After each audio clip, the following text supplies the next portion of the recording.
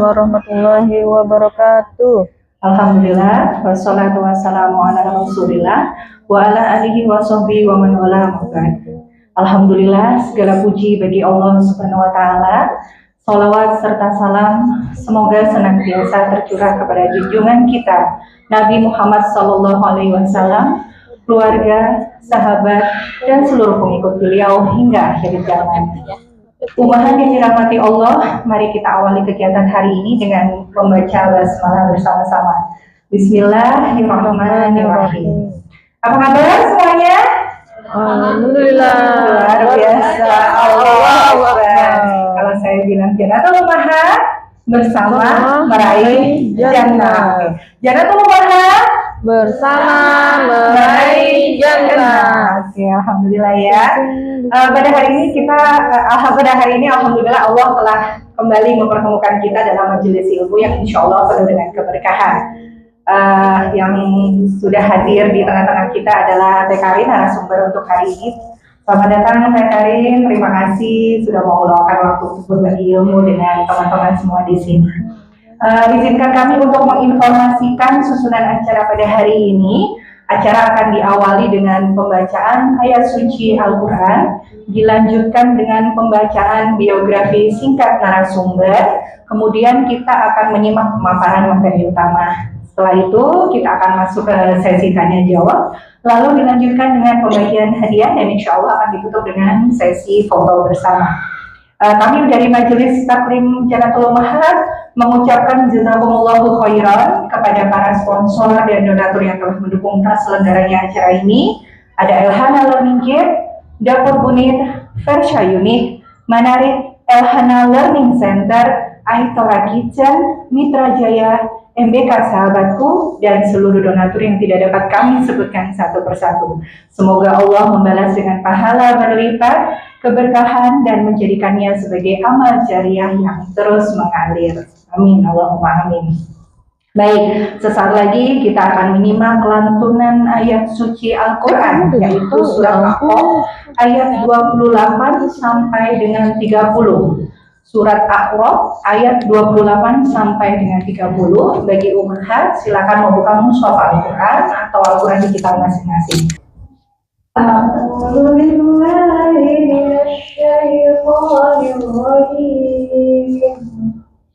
Bismillahirrahmanirrahim. Alladzina amanu wa tatma'innu qulubuhum bidzikrillah. Ala bidzikrillah tatma'innul qulub. Alladzina amanu wa 'amilus shalihati tuba lahum wa husnu ma'ab. كذلك أرسلناك في أمة قد خلت من قبلها أمم تتلو عليهم الذي أوحينا إليك وهم يكفرون بالرحمن قل هو ربي لا إله إلا هو عليه توكلت وإليه متاب. Sadaqallahul Azim. Dengan menyebut nama Allah yang Maha Pengasih lagi Maha Penyayang, yaitu orang-orang yang beriman dan hati mereka menjadi tentram dengan mengingat Allah. Ingatlah, hanya dengan mengingat Allah lah hati menjadi tentram. Orang-orang yang beriman dan beramal soleh, bagi mereka kebahagiaan dan tempat kembali yang baik. Demikianlah, kami telah mengutus kamu pada suatu umat yang sungguh telah berlalu beberapa umat sebelumnya, supaya kamu membacakan kepada mereka Al-Quran yang kami wahyukan kepadamu, padahal mereka kafir kepada Tuhan yang Maha Pemurah. Katakanlah, Dialah Tuhanku, tidak ada Tuhan yang berhak disembah selain Dia. Hanya kepadanya aku bertawakal, dan hanya kepadanya aku bertobat. Maha benar Allah dengan segala firman-Nya. Wassalamualaikum warahmatullahi wabarakatuh. Umat yang dirahmati Allah, dalam kajian psikologi modern, overthinking dikenal sebagai pola berpikir berulang dan berlebihan yang sering memicu kecemasan, kelelahan mental, bahkan menurunkan kebahagiaan. Dan perempuan adalah kelompok yang paling rentan mengalaminya. Namun Islam jauh hari telah mengajarkan keseimbangan antara berpikir, berikhtiar, dan bertawakal.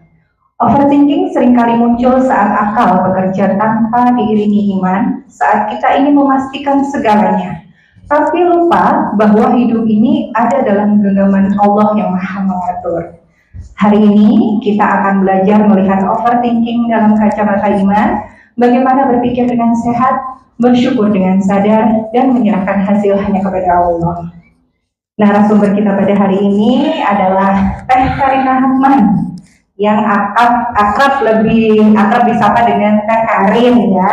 Teh Karin adalah seorang ibu dari 3 anak. Beliau adalah peneliti dan public speaker. Saat ini aktif sebagai tenaga ahli dan peneliti di Kementerian Ketenagakerjaan serta di Lembaga Manajemen FEB Universitas Indonesia. Beliau menyelesaikan pendidikan S1 di New Zealand dan melanjutkan S2 di Melbourne, Australia.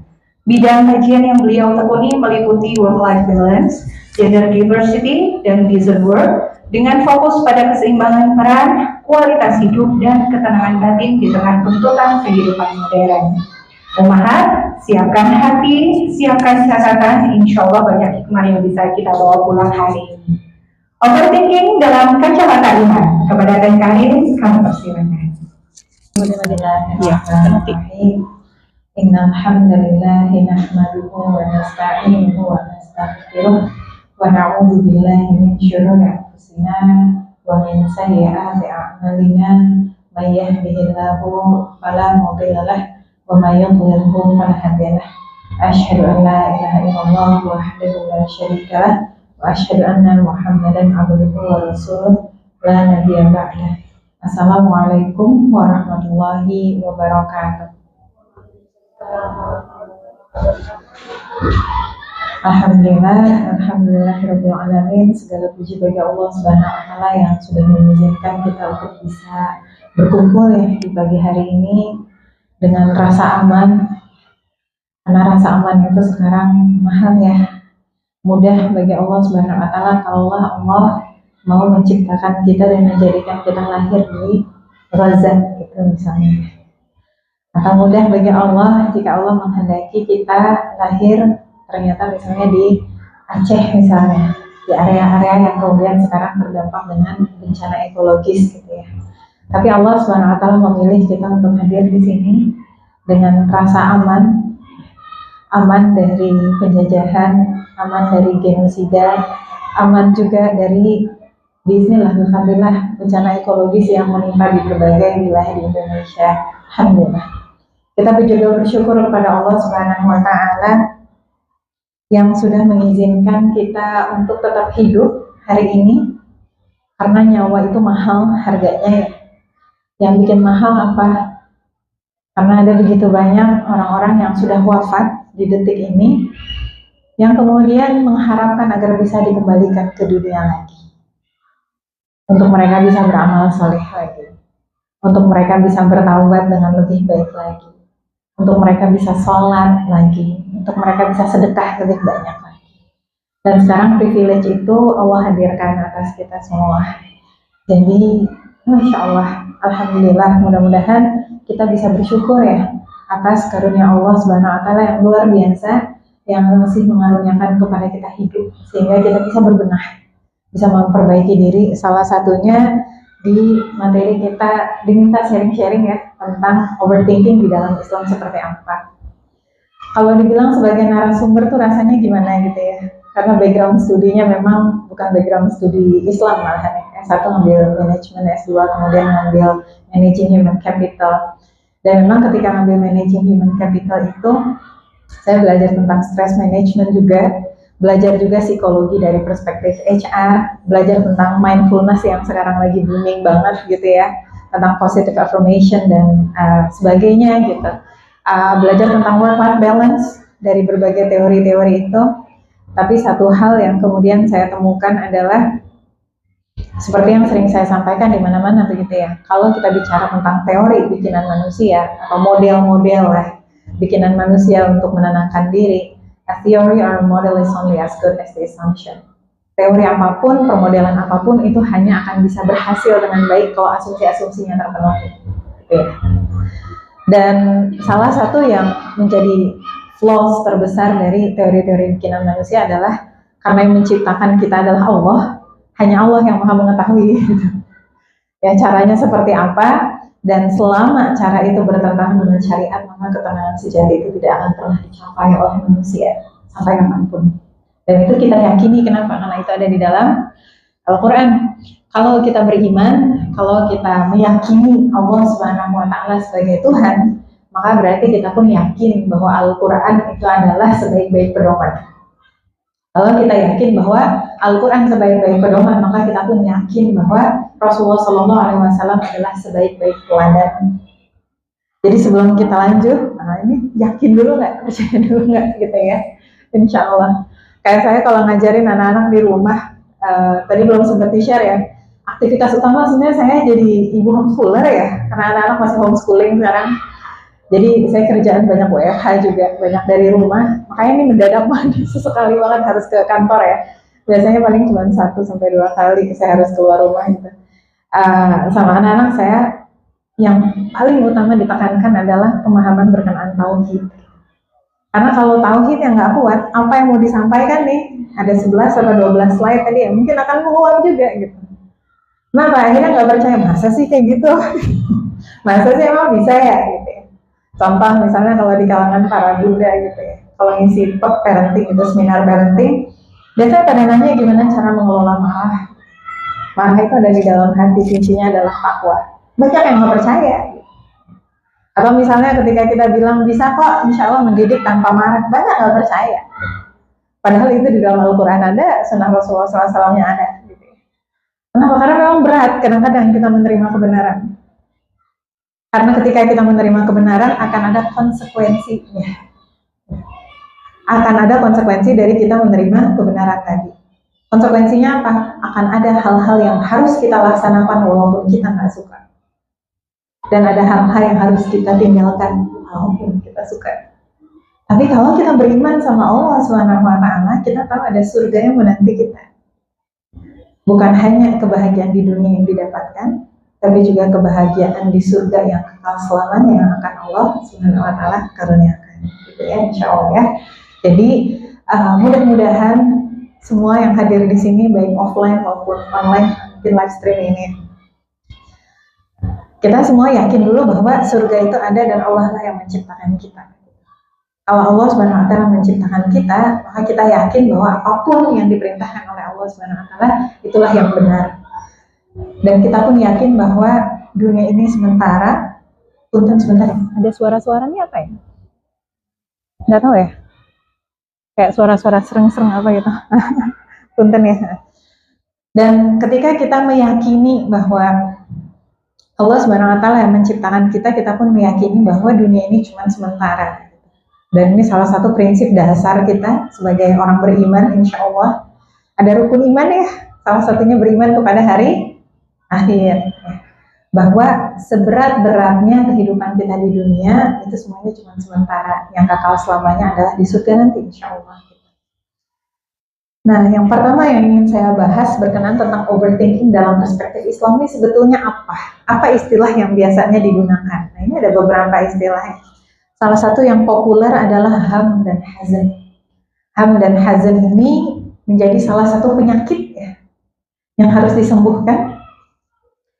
Menjadi salah satu hal yang kemudian oleh Rasulullah SAW kita diperintahkan untuk menghindari itu, untuk meminta perlindungan kepada Allah SWT, karena beliau pun kemudian membaca doa ini setiap pagi dan petang. Ini salah satu sunnah Rasul.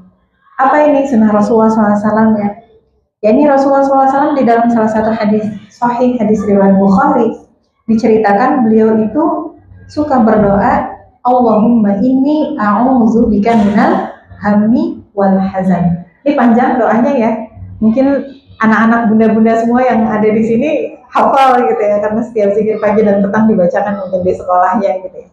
Allahumma inni a'udzu bika minal hammi wal hazan. Ya Allah, aku berlindung kepadamu dari ham dan hazan.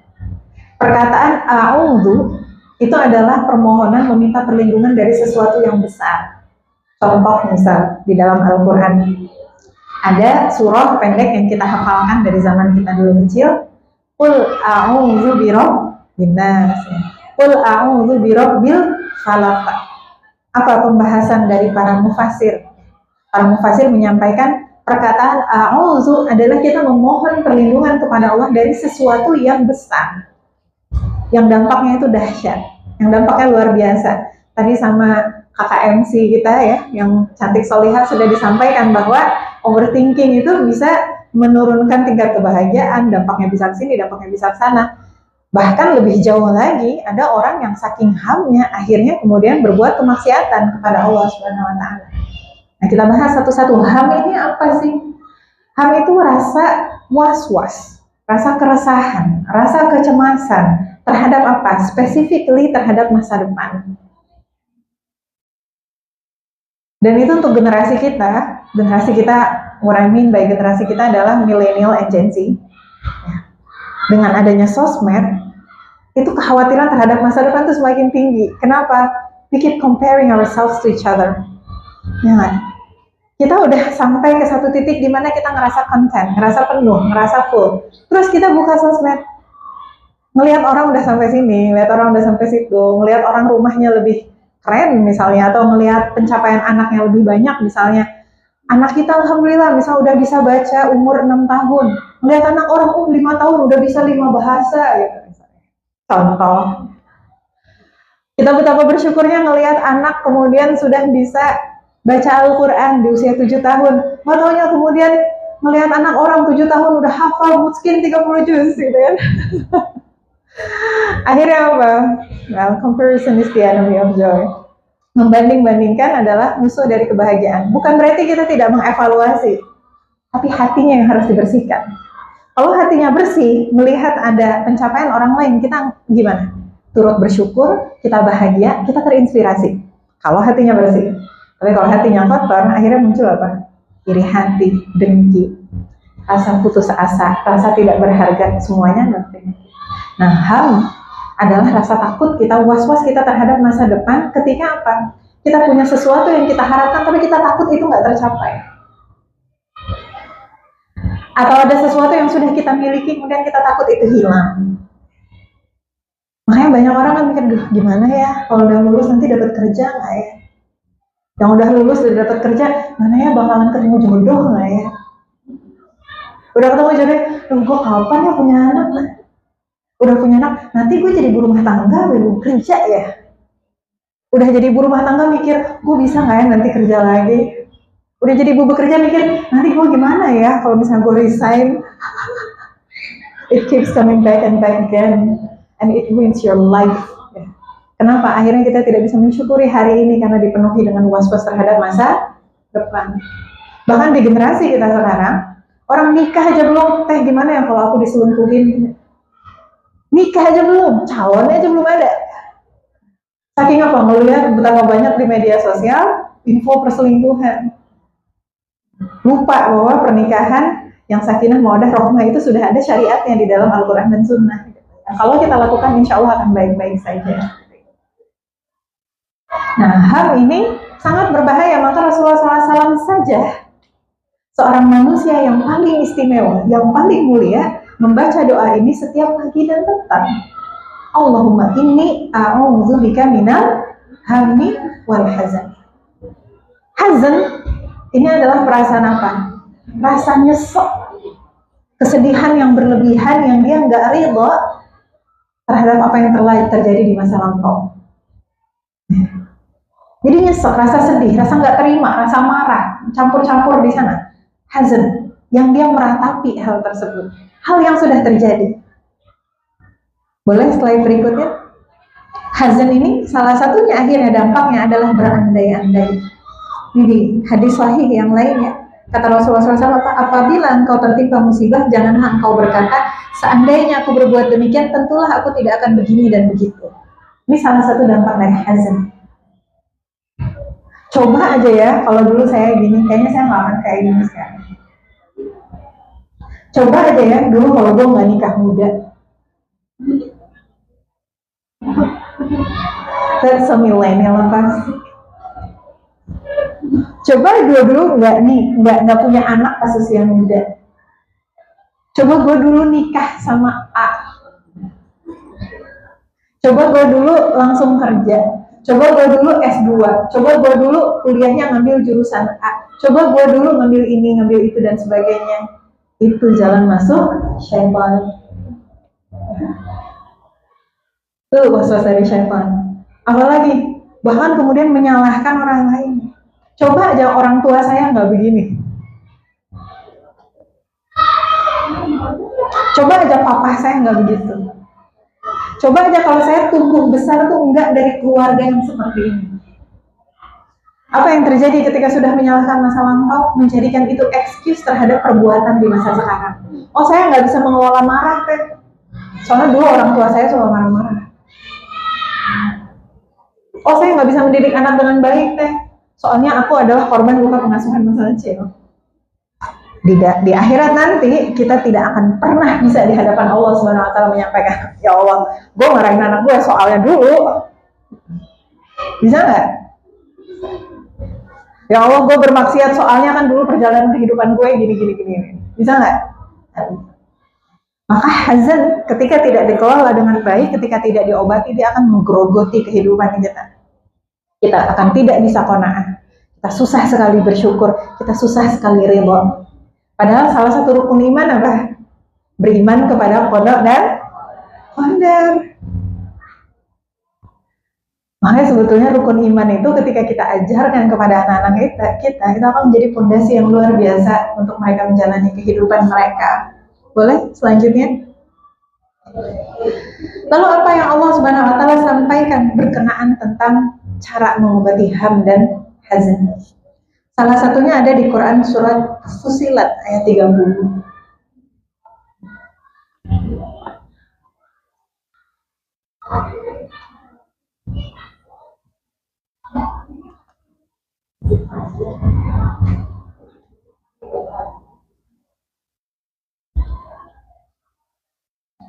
Salah satunya adalah di Quran surah Fussilat ayat 30. Ini adalah salah satu ayat yang fenomenal. Allah Subhanahu wa taala menyampaikan yang artinya innal ladzina qalu rabbunallah tsumma istaqamu.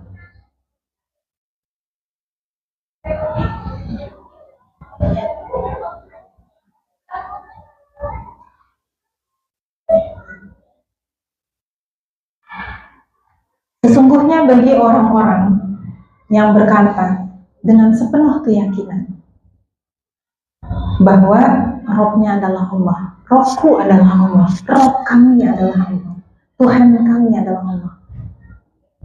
Dan Rob ini apa? Yang maha memelihara, yang maha menjaga, yang maha menjamin, yang maha memastikan bahwa semuanya akan baik-baik saja. Dan dia istiqomah dengan itu. Istiqomah itu apa? Berarti dia konsisten berpegang dengan itu. Dalam keadaan apapun dia berpegang bahwa ada Allah yang menjadi Rabb. Tatanazzalu alaihimul malaikah, maka akan diturunkan kepadanya malaikat-malaikat. Dan para malaikat-malaikat ini akan mengatakan apa? Allah takhafu wa la tahzanu wa abshiru bil jannah.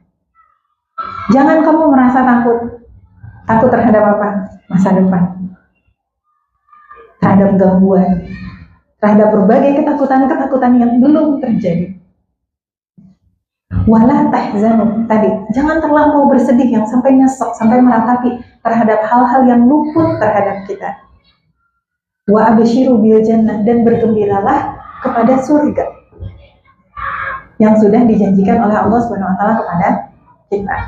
Apa kaitan antara Rabb dengan ham dan hazan? Apa kaitan antara Rabb dengan kemudian sifat berani, sifat kemudian merasa tenang, itminan, dan sifat kemudian dia optimis terhadap kehidupan.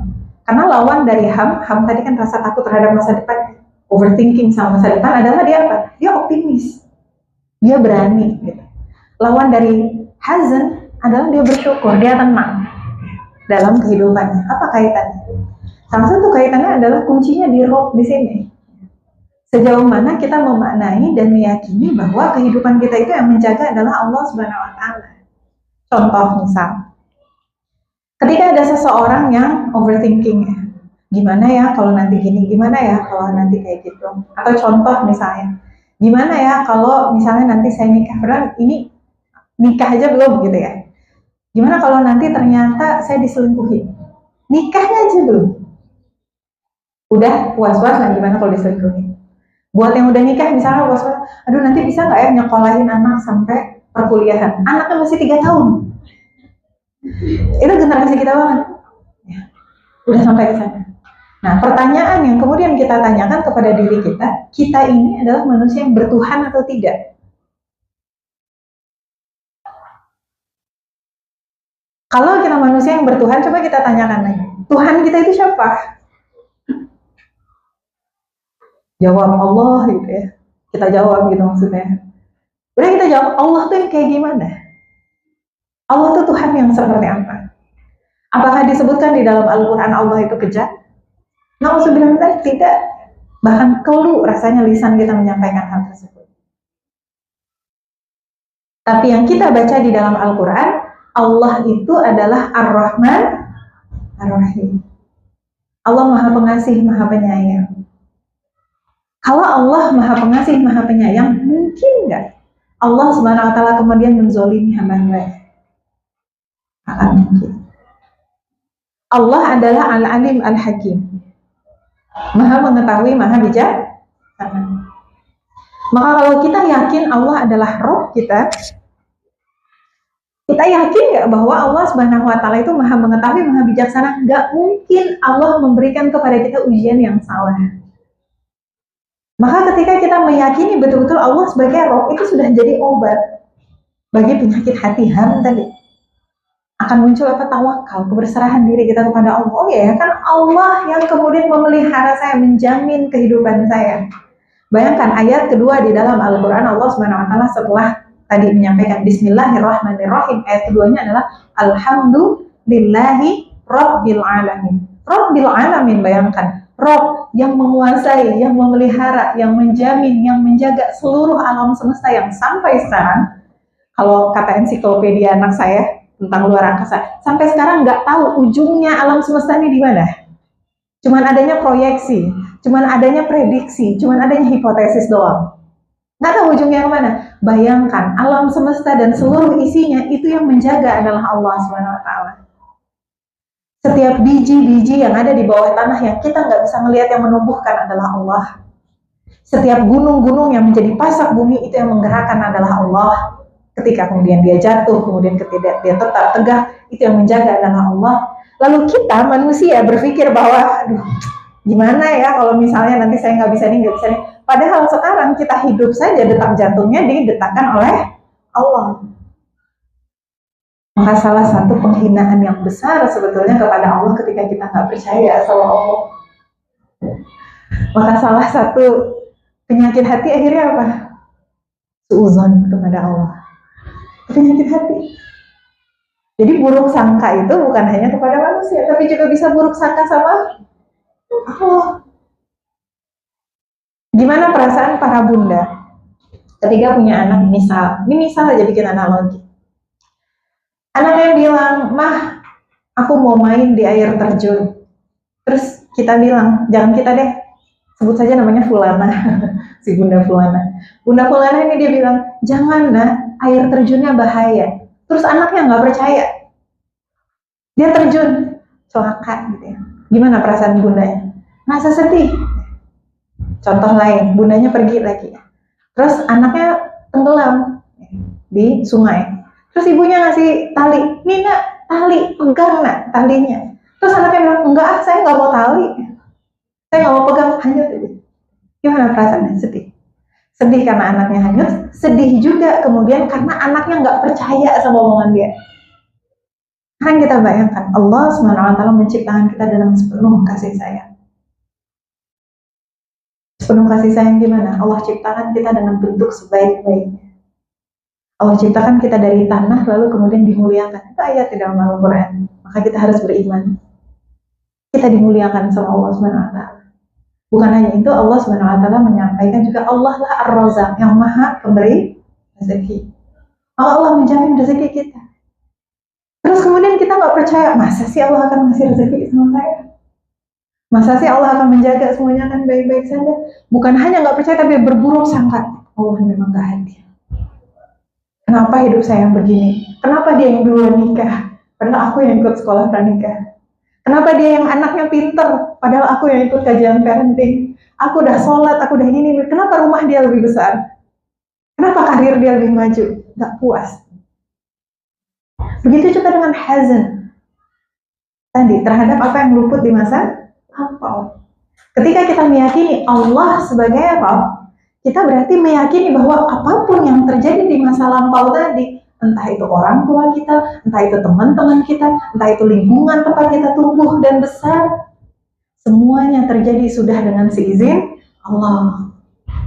Apa salah satu ayat di dalam Al-Quran? La yukallifullahu nafsan illa wus'aha. Allah tidak akan membebani seorang hamba melebihi kesanggupannya. Itu orang tua yang banyak dituduh sebagai toxic parent itu di generasi kita. Itu sudah dengan seizin Allah. Enggak, mau maju juga nggak apa-apa. Orang tua yang sering marah-marahin kita itu sudah dengan seizin Allah. Orang tua yang suka menghakimi kita itu sudah dengan seizin Allah. Setiap peristiwa episode kehidupan yang terjadi atas kita, yang itu di luar dari kuasa kita, semua itu sudah dengan seizin Allah. Dan kita kembali kepada asma Allah. Allah Ar-Rahman Ar-Rahim. Yakin nggak Allah Ar-Rahman Ar-Rahim? Kalau kita yakin Ar-Rahman Ar-Rahim, Allah adalah Ar-Rahman Ar-Rahim, maka kita yakin semua itu sudah terjadi dengan seizin Allah yang menyayangi dan mencintai kita. Dan tidak ada satupun di dunia ini, dan juga tidak ada satupun di akhirat nanti yang lebih sayang dan lebih cinta daripada Allah kepada kita. Apa salah satu buktinya? Setiap hari kita bermaksiat, setiap hari kita dikasih makan. Ada azan datang, kita masih terus saja. Jangan kita di fulanah. Si fulanah nih sebut terus ya. Si fulanah azan datang dia tetap aja. Padahal Allah udah manggil hayya 'alas shalah. Yuk, salat yuk. Yuk ketemu Allah yuk. Enggak digubris.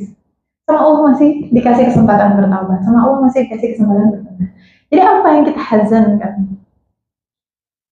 Seakan-akan kita tidak ridha kepada Allah yang maha menguasai kita. Dan ketika kita tidak ridha, akhirnya masuk lagi tadi ke penyakitnya. Jadi kufurnya kena. Mengungkit-ungkit terus apa yang terjadi di masa lampau dan menjadikan itu excuse terhadap ketidakmampuan kita untuk taat di masa sekarang. Dan selama kita tidak ridha, kita tidak akan tenang. Overthinking aja terus gitu. Ngebayangin, coba aja ya dulu saya gini, coba aja ya kalau saya orang tua, coba aja kalau saya nikah begini, coba ya. Makanya saya pernah menerima DM, zaman saya masih buka DM. Ada orang yang kemudian menyampaikan, katanya, teh, kayaknya suami saya bukan jodoh saya. Saya mikirnya suami berarti harus udah nikah, tapi bukan jodoh. What do you mean? Dia bilang, saya nanya, maksudnya udah nikah, udah teh, dan sudah punya anak 3. This is a real story. Yeah, it's a real DM. Tapi nggak tahu udah tenggelam di bawah sana ya. Ya waktu itu saya masih rajin, jadi saya bisa jawab panjang. Ya, kalau sekarang udah nggak sempet buka DM. Jadi pada saat itu menunjukkan apa? Kebayang nggak? Bertahun-tahun dia di dalam hazannya merasa bahwa yang dia nikah yang sudah punya 3 anak bersamanya itu bukan jodohnya. Berandai-andai bahwa jodohnya adalah orang lain. Nyesek nggak? Nyesek banget. Makanya kemudian salah satu obat dari hazan adalah kita ridha Allah sebagai Rabb kita. Yang kalau kita beriman bahwa Allah sebagai Rabb kita, maka kita akan beriman kepada qada dan qadar. Contoh di generasi kita banyak banget yang suka mempertanyakan gimana caranya memaafkan orang tua. Sebelum kita memaafkan orang tua, tanya dulu, kita ridha nggak itu terjadi atas kita?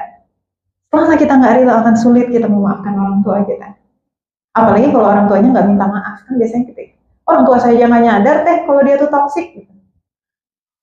Kita memaafkan orang tua kita bukan karena dia nyadar. Kita memaafkan orang tua kita karena kita mau dimuliakan oleh Allah Subhanahu wa taala. Kalau Allah sebagai Rabb kita. Lagi pula, misal nggak ridho terhadap apa yang terjadi. Dan misal kita juga masih terus saja nggak percaya bahwa Allah akan menjaga kita di masa depan, terus mau ngapain? Mau marah-marah gitu? Mau marah-marah ke siapa? Mau marah sama Allah yang selama ini sampai detik ini memberikan kita rezeki? Mau marah sama Allah yang selama ini memberikan kita anak? Mau marah kepada Allah Subhanahu wa taala yang selama ini memberikan kita tawa dan kebahagiaan dalam berbagai episode kehidupan kita? Sementara kita kedudukannya adalah sebagai hamba. Betapa nggak sopannya. Ini adalah core, kunci dari kita mau tidak overthinking. Kita harus menyadari kedudukan kita di dunia itu siapa. Siapa sih kita nih? Sok-sokan ngatur-ngatur Allah nih siapa? Allah Subhanahu wa taala sampaikan apa? Wa ma khalaqul jinna wal insa illa liya'budun. Tidaklah aku ciptakan jin dan manusia kecuali mereka mengabdi kepadaku. Mengabdi kepadaku artinya apa? Mengabdi kepada Allah Subhanahu wa taala, dia budun itu tidak terbatas pada sholat. Ya, kita diperintahkan sholat, kita diperintahkan membaca Al-Quran, kita diperintahkan puasa bentar lagi di bulan Ramadan, kita diperintahkan umroh, haji dan sebagainya. Ya.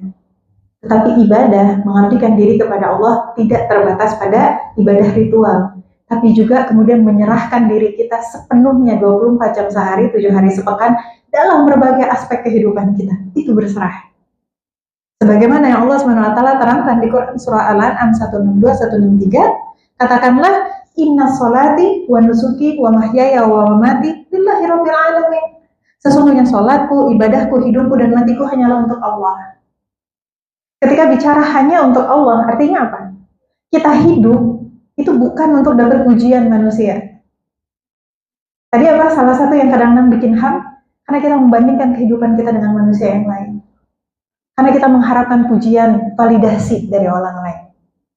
Kalau hidup kita sama untuk Allah Subhanahu wa taala, kita nggak akan peduli tentang itu. Dan kita nggak akan overthinking ketika rumah orang lain lebih gede dari rumah kita. Kita nggak akan overthinking ketika panci orang lain lebih sultan daripada panci kita. Kita nggak akan peduli ketika kemudian kulit orang lain lebih glowing, lebih glass skin, sampai pori-pori yang nggak kelihatan. Karena apa yang kita pikirkan adalah hidup kita adalah untuk Allah. Ketika kita mengatakan hidup kita adalah untuk Allah Subhanahu wa taala, juga bermakna bahwa kehidupan kita bukan untuk memenuhi hawa nafsu kita.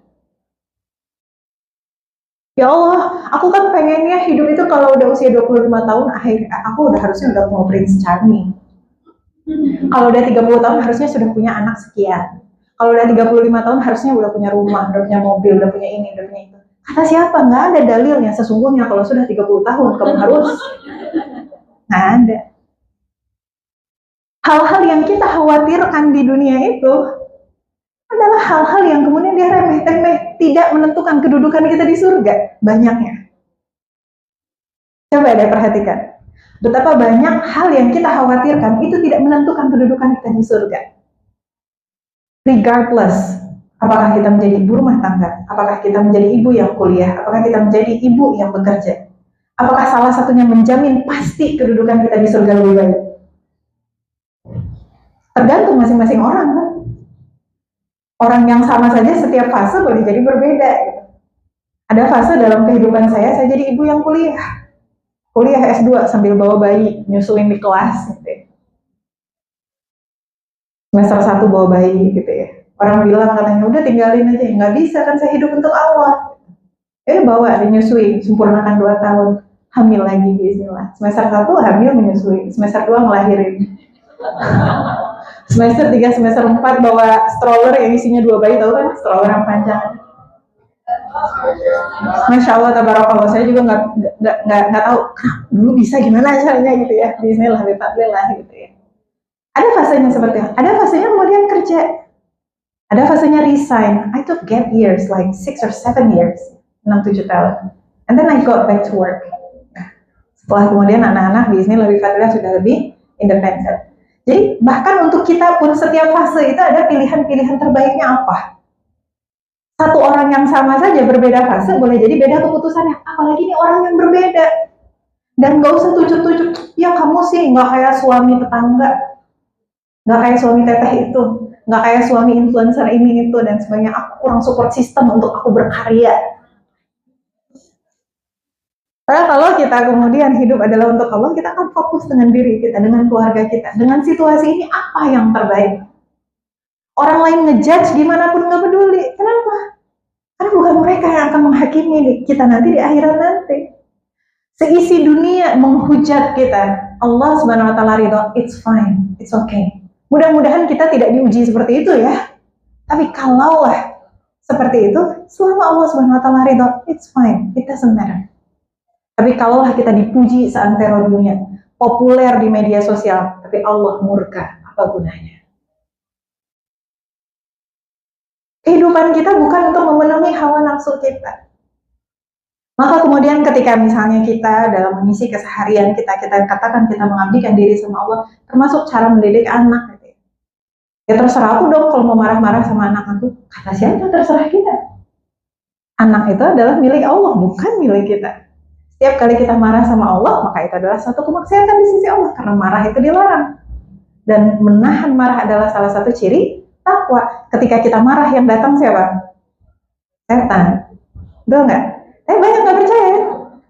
Terserah gue dong mau ngurusin anak gue gimana aja. Ya nggak?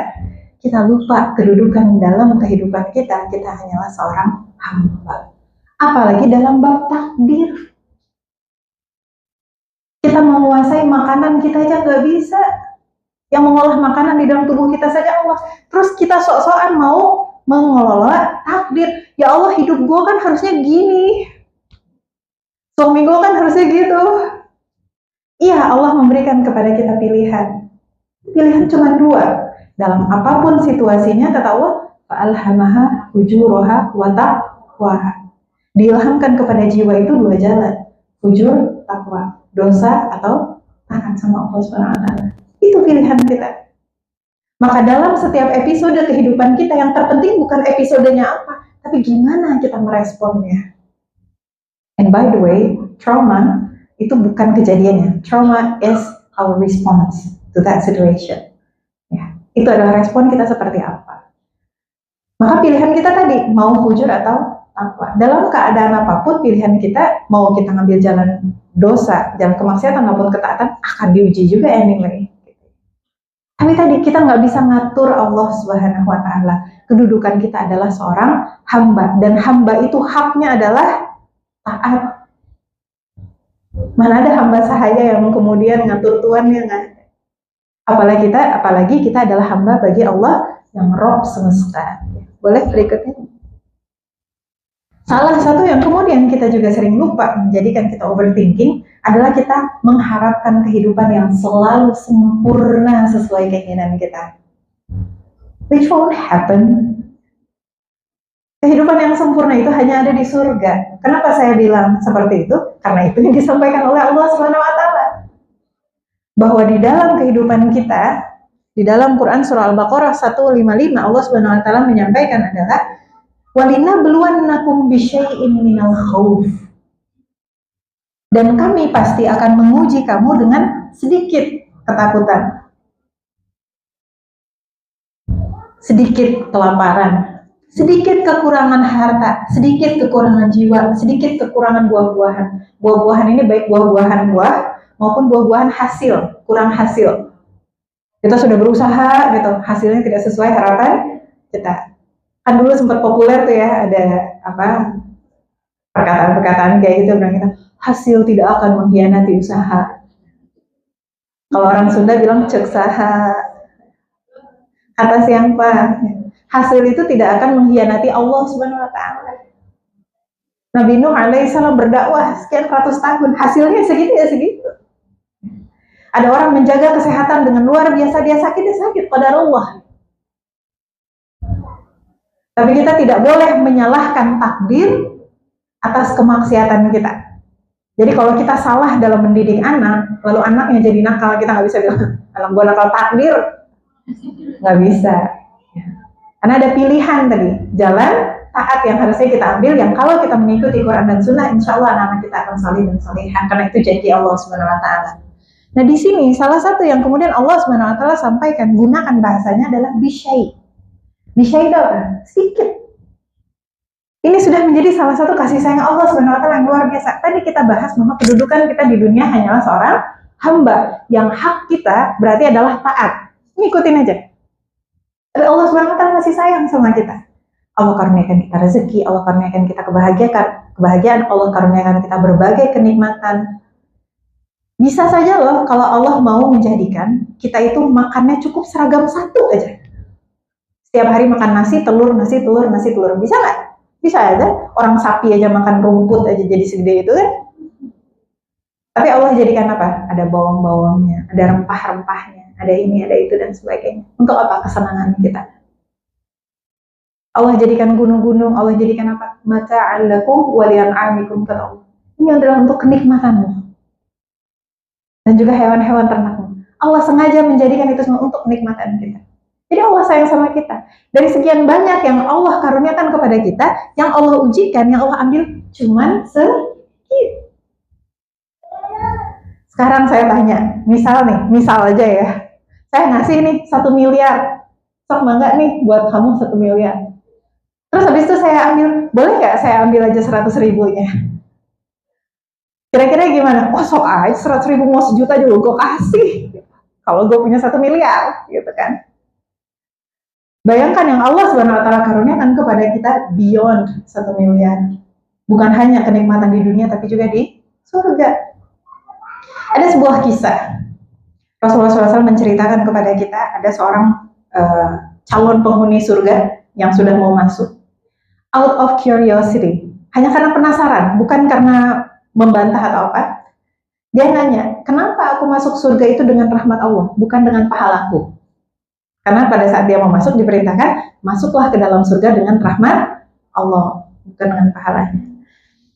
Lalu kemudian dikatakan kepadanya, kalaulah seluruh pahalamu dikumpulkan, dan ini pahala penghuni surga ya, pahalamu dikumpulkan, niscaya tidak akan mampu hanya untuk membeli 1 biji mata saja. Jadi kita nggak usah kegeeran deh, gue masuk surga kan memang gue layak masuk surga. Enggak, itu dengan rahmat Allah. Di dalam hadis yang lain diceritakan oleh Syekh Umar Sulaiman, ada waktu itu Jannah series ya, tahun berapa gitu, beliau eksklusif banget menceritakan tentang surga. Ada salah satu kisah bagaimana Allah SWT menciptakan surga, and from day one, dari hari pertama Allah SWT memerintahkan kepada surga itu apa? Beautify yourself, perindah dirimu. Saya mohon maaf ya kalau gini-giniin handphone ngelihat waktu. Beautify yourself, perindah dirimu. Ketika disampaikan perindah dirimu artinya apa? Si surga ini melakukan berbagai hal untuk kemudian menjadikan dia makin indah. Besoknya lagi beautify yourself, perindah lagi dirimu. Jadi from day one until now, si surga ini memperindah dirinya untuk siapa? Untuk kita. Untuk kita semua di sini, insya Allah. Masing-masing dari kita sudah dikaruniakan petak surganya, tinggal kita mau ambil atau enggak. Makanya bahasa Al-Quran yang Allah SWT gunakan ketika ada orang yang bermaksiat atau orang yang kemudian menentang Allah SWT, bahasa yang digunakan adalah mereka menjual surganya untuk dunia. Mereka menukar surganya untuk dunia. Kenapa? Karena surganya udah ada. Kemudian ditukar. Nih ambil aja nih surganya, gue gak mau, gue mau dunia aja. Dan banyak kejadian seperti itu, karena surganya belum kelihatan. Makanya keimanan itu adalah yu'minu nabil ghaib. Meyakini sesuatu yang gaib. Gaib itu apa sih? Tidak bisa disentuh, tidak bisa kita lihat, tidak bisa kita dengar, hanya bisa kita yakini dengan keimanan kita, dengan berbagai tanda-tanda kekuasaan Allah Subhanahu Wa Taala, termasuk tanda kekuasaan Allah Subhanahu Wa Taala atas kita. Kita beriman. Sehingga wajar kemudian ketika misalnya kita lagi baca Al-Quran karena kita mau tenang, kemudian kita bilang, mana nih pahalanya? Yang nggak kelihatan, kita nggak akan nerima notifikasi dari malaikat, oke, saldo pahala lo nambah. Tapi tetap kita lakukan, kenapa? Karena kita meyakini ada pahala di sana. Pada saat kita berusaha taat sama Allah SWT, kita nggak langsung kelihatan sekarang. Itulah surga. Jadi ada begitu banyak karunia Allah Subhanahu wa taala, ketika Allah ambil sedikit aja, kenapa kita marah-marah? Coba kalau kita pikir dengan logika itu, kita jadi mikir, oh iya ya, ngapain gue marah-marah? Gue udah dapat banyak nih. Dari sekian banyak ketakutan, masing-masing dari kita mungkin punya ketakutan yang berbeda-beda. Dan itu wajar. Ketakutan itu adalah salah satu sarana kita untuk mendekatkan diri kepada Allah Subhanahu wa taala dalam doa-doa kita, dalam ibadah-ibadah kita. Yang Allah Subhanahu wa taala ambil hanya sedikit. Dari sekian banyak harta yang kita miliki, yang diambil cuma sedikit. Dari sekian banyak kebahagiaan, kenikmatan yang Allah karuniakan, yang Allah ujikan hanya sedikit. Dan di sini Allah Subhanahu wa taala menyampaikan walina beluannakum, artinya apa? Pasti gak ada yang bisa luput dari ujian. Maka jangan sampai kita terjebak dengan fenomena takut beriman. Takut beriman itu apa?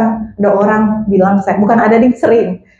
Gimana ya kalau kita tuh takut terlalu beriman karena takut ujiannya makin berat. Karena semakin kuat keimanan, semakin berat ujiannya. Iya, ujiannya semakin berat, tapi langkahnya semakin diringankan. Hatinya semakin dilapangkan. Jadi, ketika kita overthinking dan kita berpikir coba aja begini, coba aja begitu dan sebagainya, harusnya kita pikirkan apakah harus sudah di jalan ketaatan atau tidak.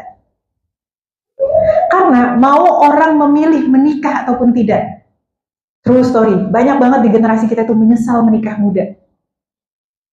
Kenapa? Banyak ujiannya katanya. Padahal mau memilih menikah ataupun tidak akan diuji juga anyway. Anak misalnya, apalagi tahun lalu, tahun sebelumnya, ramai yang child free, banyak tuh orang posting dan sebagainya tentang betapa menyesalnya punya anak gitu. Bahkan ada seorang ibu yang kemudian curhat ke saya, nangis-nangis menyesal karena bilang sama anaknya apa? Mamah nyesel punya kamu. Lisan udah keluar, ibunya nyesel, anaknya udah dengar.